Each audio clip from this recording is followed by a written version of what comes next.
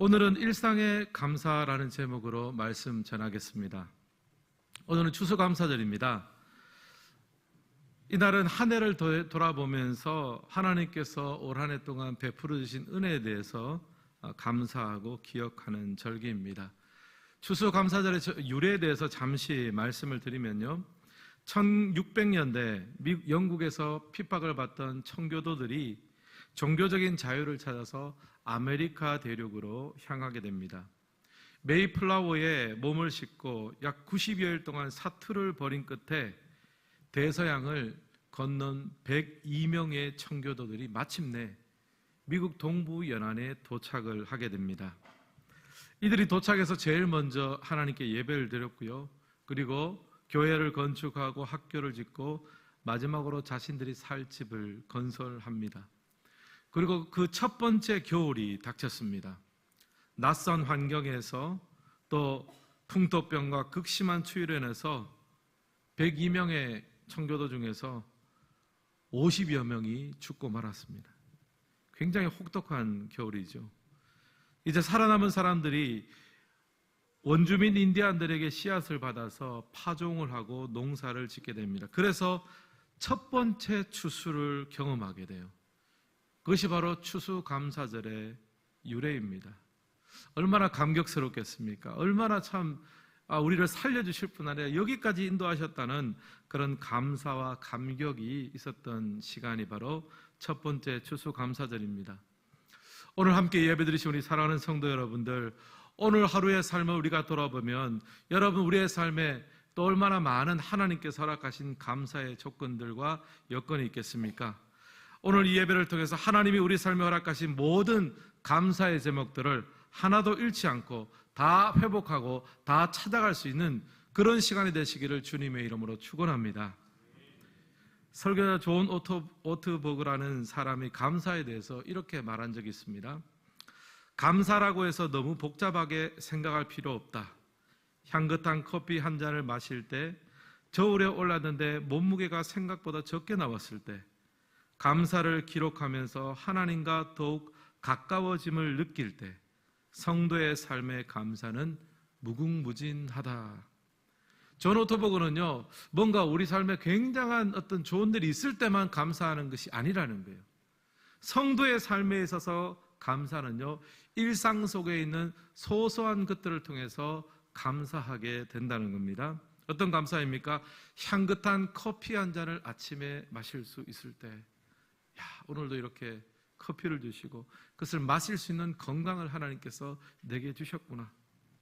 또 한편 저울에 올랐는데 몸무게가 생각보다 적게 나왔을 때, 이런 경우는 잘 없겠죠. 항상 우리가 생각하는 것보다 많이 나옵니다. 예를 들면 이제 다이어트를 하다가 오늘은 내가 0.5kg를 줄여야지 그랬는데 저울에 올라갔는데 0.6kg가 줄은 거예요. 이런 기적이 어디 있습니까? 얼마나 감사하겠습니까? 성도의 감사는요, 작은 것 속에도, 우리 일상 속에서도 감사를 발견하는 거예요.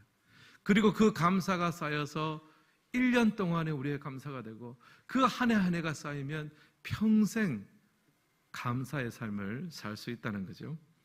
오늘 읽은 성경을 보면 이제 다윗이 등장합니다. 다윗은 이제 이스라엘의 왕이 되었습니다. 자신을 쫓던 사울왕과 또 절친이었던 요나단은 블레셋과의 전쟁에서 죽고 말았습니다. 그러니까 이제 다윗은 더 이상 쫓길 필요가 없습니다. 왕이 되었고요, 이제는 굉장히 안정적으로 살게 되었습니다. 그 안정적으로 살게 되니까 다윗은 어떻게 생각합니까? 안정적으로 사니까 이제는 좀 있고 내가 누려야 되겠다, 즐겨야 되겠다, 그렇게 하지 않고요, 내게 고마운 사람들을 챙기기 시작하는 거예요. 내게 도움을 주었던 사람들을 생각하고 그들에게 감사하고 호의를 베푸는 그런 삶을 살기 원했습니다. 사랑하는 성도 여러분, 오늘 우리의 삶의 일상은 어떻습니까? 어떤 특별한 일이 있어서, 기적적인 일이 있어서 우리가 감사하고 호의를 베푸는 것이 아닙니다. 성도의 감사는 다릅니다. 우리의 일상 속에서, 작은 일 속에서 범사에 감사하는 그 감사의 능력과 민감성을 회복할 수 있기를 주님의 이름으로 축원합니다. 이런 관점으로 오늘 말씀을 보면서 일상에서 감사하기 위해서 필요한 것을 세 가지로 한번 정리를 해보았습니다. 첫 번째, 일상에서 감사하기 위해서는요, 하나님의 은혜를 우리 마음에 새겨야 합니다. 1번 함께 읽겠습니다. 은혜를 새겨야 합니다. 1절 말씀도 같이 한번 읽겠습니다. 다윗이 이르되 사울의 집에 아직도 남은 사람이 있느냐? 내가 요나단으로 말미암아 그 사람에게 은총을 베풀리라 하니라. 아멘. 다윗 왕이 한 가지 이야기를 했습니다. 사울의 집안에 아직 남아있는 사람이 있느냐라고 물었습니다. 아마 이 말을 들었던 어떤 신하들은 걱정을 했을 거예요. 다윗이 드디어 사울 가문에 복수를 하는가 보다. 사울 왕한테 쫓겨다니고 얼마나 참 마음에 얽힌 게 많겠습니까? 근데 사울의 집에 아직 살아있는 사람이 있느냐? 뭐 이렇게 물으면 걱정이 되죠. 근데 다윗이 사울 가문에 속한 사람을 찾은 이유는 복수가 아니라 은총을 베풀기 위함이었습니다. 다윗은 왕이 되고 나서 자신의 지난 날들을 되돌려 보았을 거예요. 사울 왕에게 정말 쫓기던 그 시간들, 광야에서 죽을 고비를 여러 번 넘기던 그 모든 시간들, 그 모든 시간을 회상하고 정리해 보니까 사람이 나를 살린 것이 아니라 내 지혜와 내 능력으로 산 것이 아니라 하나님이 나를 살려주셨구나. 하나님이 나를 여기까지 인도해 주셨구나. 나의 나 된 것은 하나님의 은혜구나. 이것을 자각했습니다. 이 은혜를 자각하고 나니까 베풀고 싶잖아요. 여러분, 맛집을 발견하면은 그 맛집을 홍보하고 싶습니까? 아니면 감춰두고 싶습니까? 홍보하고 싶잖아요. 다윗이 하나님의 은혜를 자각하고 나니까 이것을 자랑하고 싶은 거예요. 베풀고 싶은 거예요. 내가 받은 이 은혜, 이 사랑 나도 좀 전해야 되겠다. 베풀어야 되겠다. 호의를 베풀어야 되겠다. 그렇게 생각했습니다. 3절에 보니까요, 더구나 다윗은 자신이 받았고 또 베풀고자 하는 은총을 하나님이 주신 은총이다라고 명시하고 있습니다. 3절 말씀도 우리 같이 한번 읽겠습니다.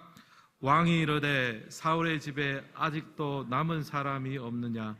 내가 그 사람에게 하나님의 은총을 베풀고자 하노라 하니 시바가 왕께 아뢰되 요나단의 아들 하나가 있는데 다리 저는 자니이다 하니라. 아멘. 다윗이 말합니다. 사울의 집에 아직 남은 사람이 없느냐? 내가 그 사람에게 누구의 은총을 전한다고요? 하나님의 은총을 전한다라는 거예요. 자기가 하나님의 은총으로 그렇게 살고 있으니까 이 받은 은총과 사랑을 내가 좀 전해야 되겠다, 나누어야 되겠다. 그 마음이 일상 속에서 일어나기 시작했습니다. 사랑하는 성도 여러분, 우리의 일상 속에서 감사하며 살기 원하십니까? 그렇다면 여러분 먼저 하나님의 은혜에 대한 각성과 자각이 있어야 합니다. 사람 때문에 감사하려면요, 어떤 일 때문에 감사하려면요, 감사할 수도 있고 감사하지 못할 수도 있는 거예요. 어떤 일 때문에 감사하려면요, 할 수도 있고 못할 수도 있는 거예요. 감사의 첫 단추는요, 하나님의 은혜로부터 시작하는 거예요. 첫 단추를 하나님의 은혜로 감사를 시작하면요, 그 다음 단추가 잘 꿰맬 수 있습니다. 근데 돌이켜보면 우리가 일상 속에서 감사하다 이런 거를 잘 하지 않습니다. 왜냐하면 이 은혜에 대한 자각이 잘 없기 때문입니다. 우리는 하나님께서 우리에게 주신 것들을 굉장히 좀 당연시 여기는 경향들이 있어요. 예전에 한번 말씀을 들었는데 심장이 1분에 뛰는 횟수를 심박수라고 합니다. 근데 이 정상인은 1분에 약 60번에서 70번이 뛰는데요, 70번이라고 이제 가정을 하고 1시간이면 4,200번 심장이 뜁니다. 또 하루면요 10만 800번 심장이 뜁니다. 근데 우리는 하루에 심장이 10만 800번 뛰는데 우리는요 심장이 뛰는지 안 뛰는지 잘 알 수가 없어요. 익숙합니다. 당연히 뛰는 거지 라고 생각합니다. 근데 몸이 좀 안 좋거나요, 심장에 질병이 있으면 오늘 하루 내 심장이 뛰는 것이 기적이에요. 하나님 은혜로 내 심장을 뛰게 해주셔서 내가 이렇게 살아가는구나 생각하는 거예요. 너무나 당연하게 생각했던 것들 속에 하나님의 은혜와 하나님의 배려와 하나님의 사랑이 숨어 있습니다. 그러니까 우리는 원칙적으로 말하면요, 하루에 10만 800번 하나님 앞에 감사를 표현해야 될 사람들입니다. 우리 옆 사람에게 이렇게 한번 인사했으면 좋겠습니다. 10만 800번 감사합시다.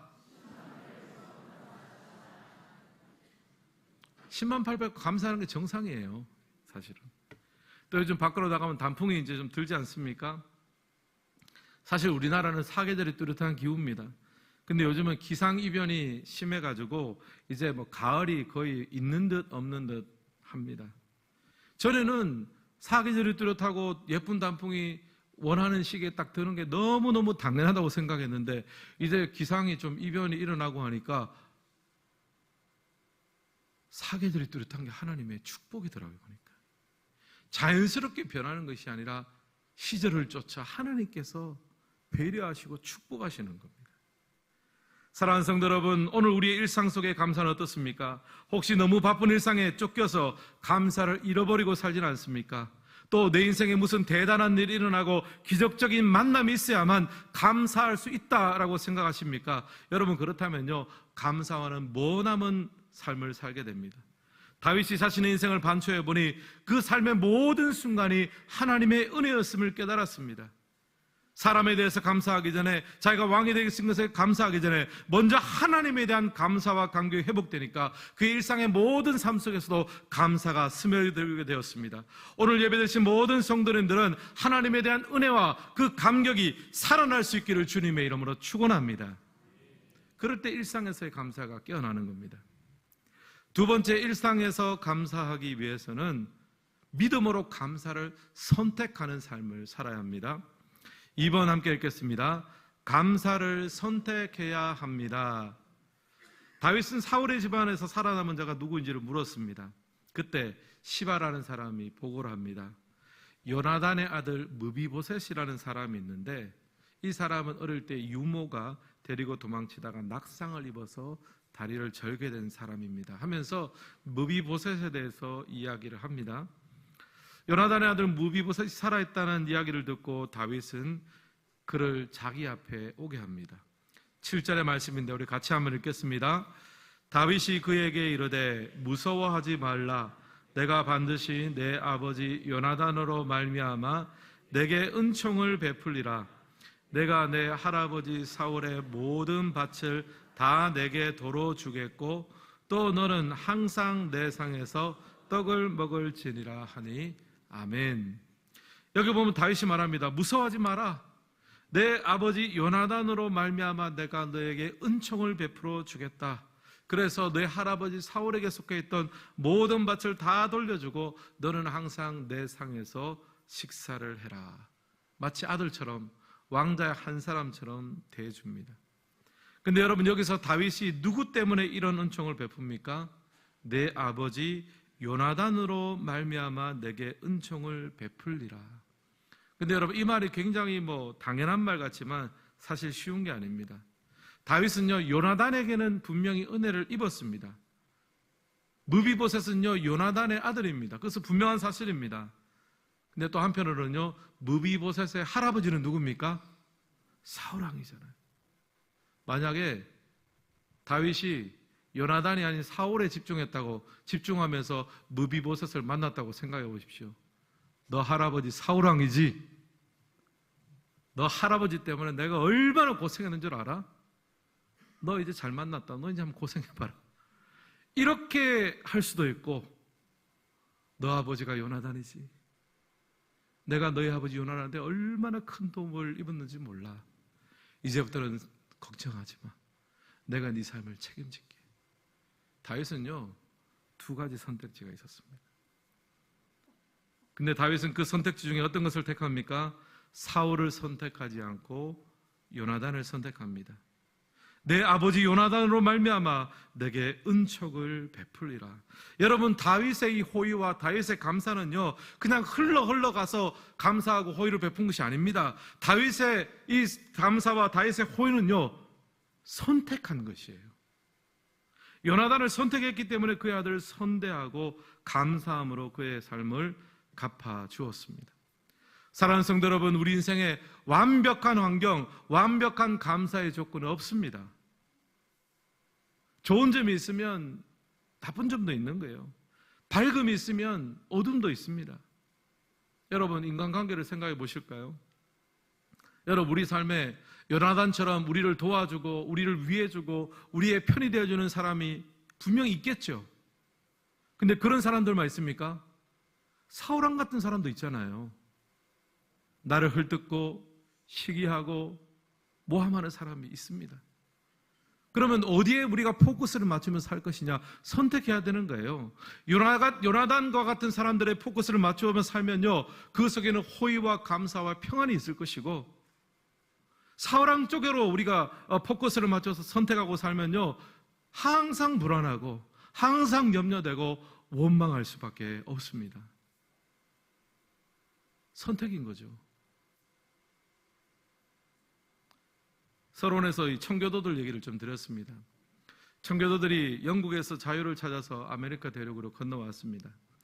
그때 대서양을 건너면서 타고 온 배에서 한 석 달 동안 그렇게 구사일생으로 살아서 그 배에서 내렸는데, 내리면서 한 감사의 제목이 7가지가 있습니다. 제가 한번 읽어드리겠습니다. 미국 청교도들의 7가지 감사. 180톤밖에 안 되는 작은 배지만 그 배라도 주심을 감사합니다. 평균 시속 2마일로 항해했지만 117일 동안 계속해서 전진할 수 있어서 감사합니다. 항해 중에 2사람이 죽었으나 한 아이가 출산함에 감사합니다. 폭풍 중에 큰 돛이 부러졌으나 파손되지 않음을 감사합니다. 여자들 몇 명이 심한 파도에 휩쓸렸지만 모두 구출됨을 감사합니다. 인디언들의 방해로 상륙할 곳을 찾지 못해 한 달간 바다에 표류했으나 결국 호의를 베풀어주는 원주민들을 만나 상륙하게 됨을 감사합니다. 고통스러운 3년 반의 항해 도중 단 한 명도 다시 영국으로 돌아가자는 사람이 나오지 않음에 감사합니다. 여러분, 청교도들의 7가지 감사를 보십시오. 흘러 와서 그냥 감사할 조건이 풍성하고 많아서 7가지 감사의 제목들 냈습니까? 아니죠. 문제가 있고 삶의 고난이 있고 염려가 있고, 그 모든 상황 속에서 하나님으로 인해서 감사를 발견하고 감사를 선택하는, 믿음으로 감사를 발견하고 찾아내고 선택하는 것이 바로 진정한 감사의 능력입니다. 내용들을 보십시오. 항해 중에 2사람이 죽었으나 한 아이가 출산함에 감사합니다. 또 인디언들의 방해로 상륙할 곳을 찾지 못해서 너무나 힘들었는데 호의를 베풀어주는 인디언을 만나게 하시면 감사합니다. 여러분, 우리의 인생은요, 이 2가지가 다 섞여 있습니다. 염려와 근심이 있고 감사와 평안이 있습니다. 그 중에 무엇을 선택하느냐가 우리에게 감사의 삶을 가져다 주게 될 줄을 믿습니다. 사랑하는 성도 여러분, 오늘 우리의 삶에 감사한 환경이나 조건만 있는 것은 아닙니다. 말씀드린 것처럼 염려와 근심, 낙심과 좌절이 우리의 삶에 켜켜이 숨겨져 있습니다. 그 상황 속에서 우리는 하나님 앞에 기도합니다. 주님, 흘러 올라가서 그저 감사하게 되는 것이 아니라 어렵고 힘겨운 상황 속에서도 하나님을 향한 감사의 끈을 발견하고 찾게 하여 주시옵소서. 감사를 선택하며 살게 하여 주시옵소서. 그렇게 기도하고 응답받기를 주님의 이름으로 축원합니다. 세 번째, 일상에서 감사하기 위해서는요, 감사의 마음만 가지는 것이 아닙니다. 감사는 반드시 표현해야 합니다. 3번 함께 읽겠습니다. 감사는 표현해야 합니다.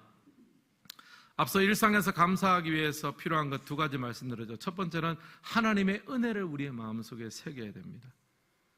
하나님의 은혜가 우리 감사의 첫 단추가 돼야 돼요.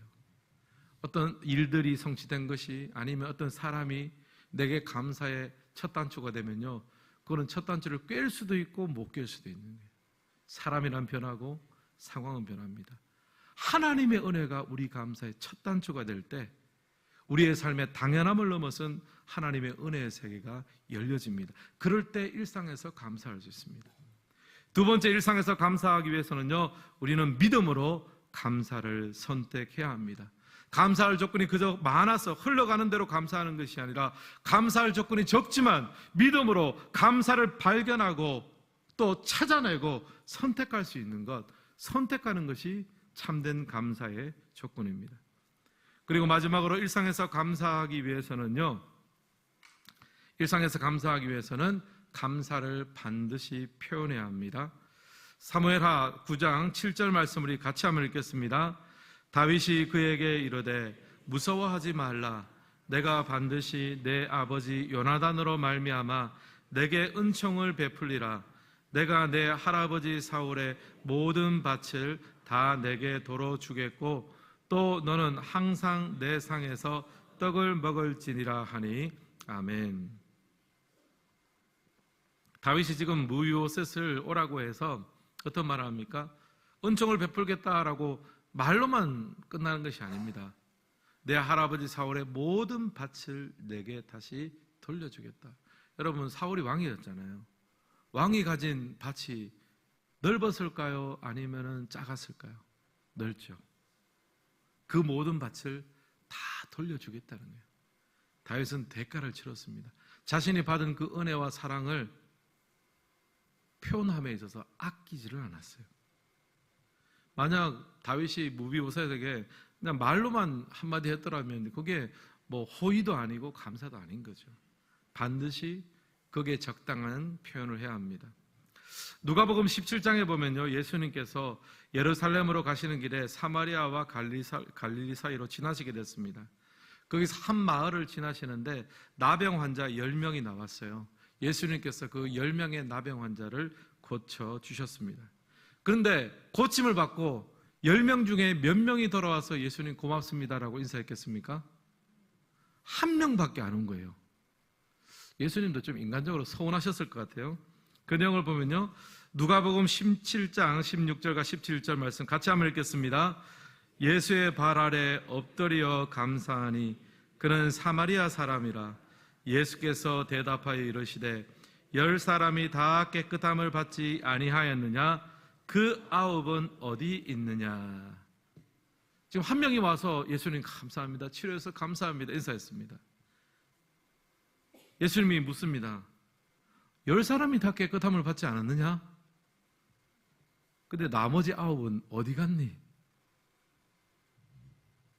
서운했을 것 같아요, 예수님. 물론 그 나머지 9명도 예수님에 대한 고마운 마음은 있었을 거예요. 왜 없었겠습니까? 근데 뭐가 문제예요? 고마운 마음만 있으면 뭐 하겠습니까? 표현이 안 되는데 말하지 않아도 다 아는 거 아닌가? 천만의 말씀이죠. 표현하지 않는 감사, 표현하지 않는 사랑은요 전달이 될 수가 없는 거예요.